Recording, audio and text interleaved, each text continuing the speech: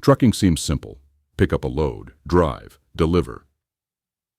But when you're hauling through the desert at 3 a.m., or parked at a rest stop where the only sound is the wind, the road gets strange. These are 3 real stories shared by truck drivers. Stories about death, disappearance, and things that should have never been found. Story 1. The Rest Stop Killer. July 10, 2007. Nashville, Tennessee. Samantha Winters, 25 years old, was last seen at a pilot travel center off Interstate 40. She had no car, no luggage, and according to the cashier, no shoes. Just a look in her eyes that said she hadn't slept in days. When she walked out of the store that night, she vanished. Her body was found the next morning behind a dumpster. 1 bullet to the head. No ID, no phone. The cops had nothing. Until they found one truck parked at the scene longer than all the others. It belonged to a man named Bruce Mendenhall. When officers approached him later that day, they noticed the smell of bleach. He smiled. Said he cleaned often. Said he was headed to Pennsylvania, but he didn't make it.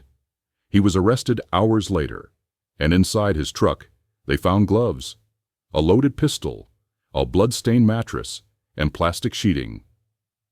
And something else, photos, dozens of them tied up, crying, bleeding. Some were never identified. Bruce Mendenhall confessed to 6 murders, all across truck stops in Indiana, Alabama, and Tennessee.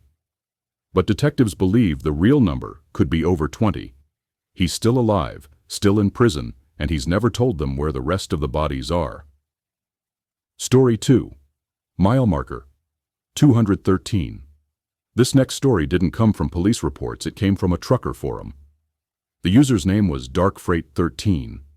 He said what happened to him wasn't a dream, wasn't a glitch, wasn't paranoia. It started with a late route through New Mexico.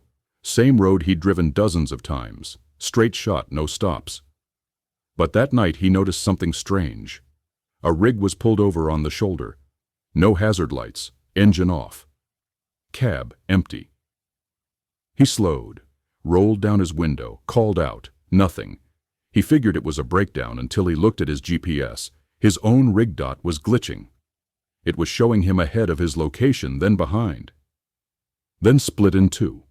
He stopped, texted dispatch, asked if there were other trucks near him. Dispatch said no. He was alone for 30 miles in both directions. But when he checked his rear camera feed, he saw it again. That same rig, same trailer number, same shape. Except this time it was parked directly behind him. He stepped out, walked back, no truck, only tire marks, fresh ones. He got back in and drove. Didn't stop for hours, didn't say a word. He posted the story 2 years later. Here's the creepiest part. Another user replied, said he was also on that road that same week.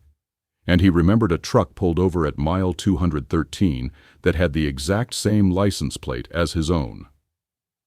Story 3. Cargo of Death.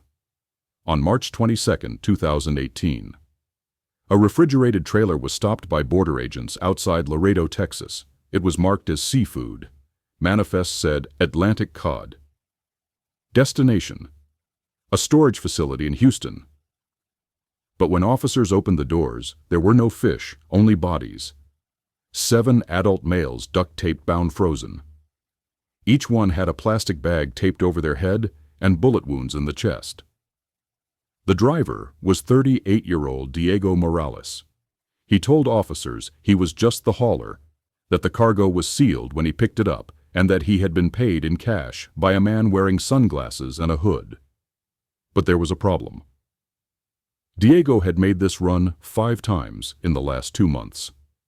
No seafood, no ice, always the same route. Same radio frequency on his CB.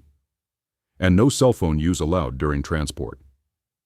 The FBI interrogated him for 6 hours. He finally confessed.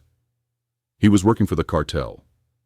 He said they paid him $20,000 per trip, and all he had to do was keep the trailer cold and not ask what was inside. When asked who hired him, he gave one word: viento, Spanish for wind. No one knows who that is. Diego served 4 years, then he disappeared.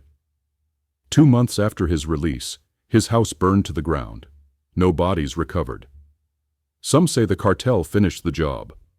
Others think he faked his death and is living in South America under a new name, with enough money to never drive again. Truck drivers are supposed to deliver goods, but sometimes they carry stories. Secrets, bodies, ghosts. Most of them are just trying to make a living. But every so often, you'll find one who saw too much, did too much, or brought back something they shouldn't have. From out there on the dark road,